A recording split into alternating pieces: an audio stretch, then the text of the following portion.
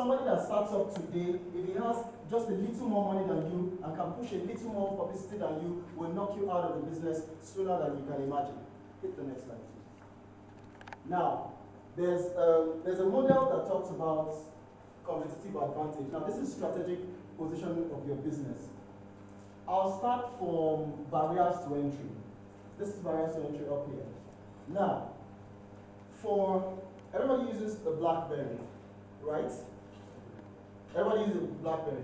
Now, BlackBerry, the company BlackBerry took, or most people use BlackBerry, like here, Androids and what else? And Nokia Lumias and HTCs are coming in. Now, for barriers to entry, I spoke about distinctive competence, and that's the difference that you have from the rest. But now, you might start a business, it could be dry cleaning, and then you have a distinctive competence, there's something you do differently, and someone decides to come and copy what you do differently. You're already equal. You have no competitive advantage. Now, barriers to entry is simply putting measures in place to protect your distinctive competence. It is not enough to have a distinctive competence, but you have to put measures in place to protect that distinctive competence. You get into what's it called, a business. Now the first one says time and cost of entry. Now you could set up something. I keep going back to the dry cleaning because you use dry cleaning as an example. You could set up like the instance I gave now. If I've paid for a month, and I know that in the course of this month I've already paid, I have to take my clothes to this person to dry clean. Even if a new dry cleaning firm comes up out of nowhere and springs and is giving so many offers and all that, the cash that I've paid down already is one of the things that I'll be considering. If I've already paid money, what the heck, let this guy do?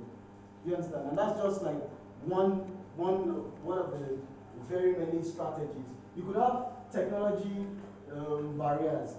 People like BlackBerry, what they did was they patented the technology that they use, and so you cannot ping on any other phone. Though now they are planning on coming to the Android platform. But now for that barrier to entry gave them that market. Throughout the time that they had it, there are other options, but nobody can ping. The other options that you have is what? Maybe you have WhatsApp, you have Tugo, you have different other things, but those ones are number dependent. Yeah. But you could have 1 million numbers in the same BlackBerry phone and maintain the same pin. You could switch SIMs as much as possible. That idea they own. That idea they've bought, and they put a barrier to entry in that place. No other person can enter there. There are several ways to create barriers to entry. Number one is to hit the ground. You could hit the ground running like Microsoft did and did not stop, apart from doing patents, apart from going legal, apart from coming in with so many ideas. He just kept going and going and kept at what he was doing, to the point that right now, the number of office applications you have is difficult for people to compete with Microsoft.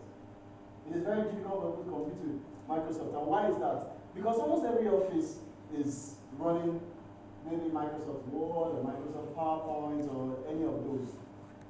Do you understand? So, barrier to entry.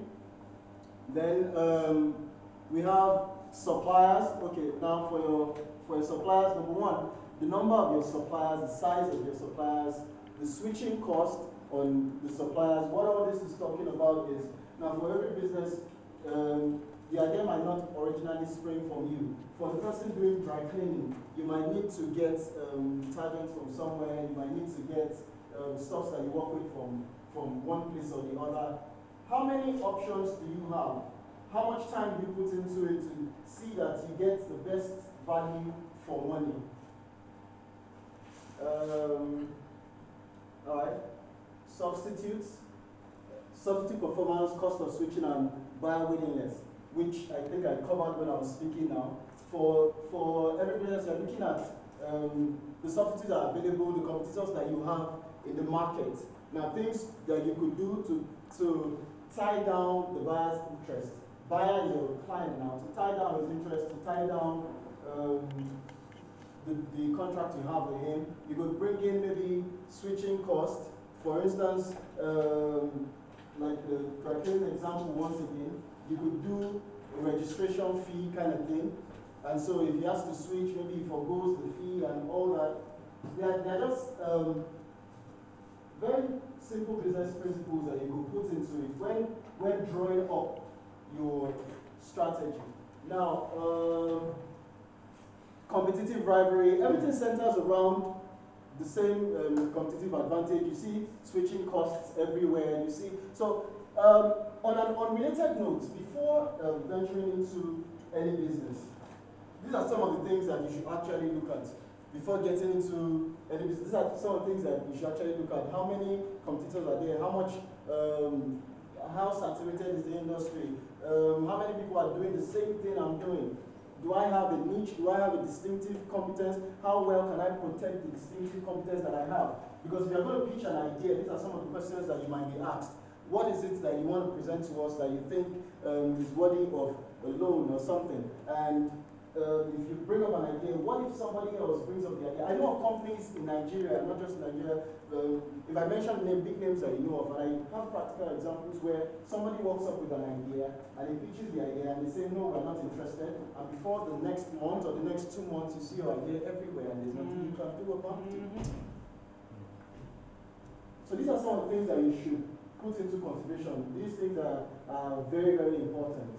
When you begin to hear things like patenting, when you begin to hear things like this, most of the investors, most of the players out there, when they know that you know these things, when you speak in these terms, you accord more respect and you more can be entrusted into your hands. Can we hit the next slide, please?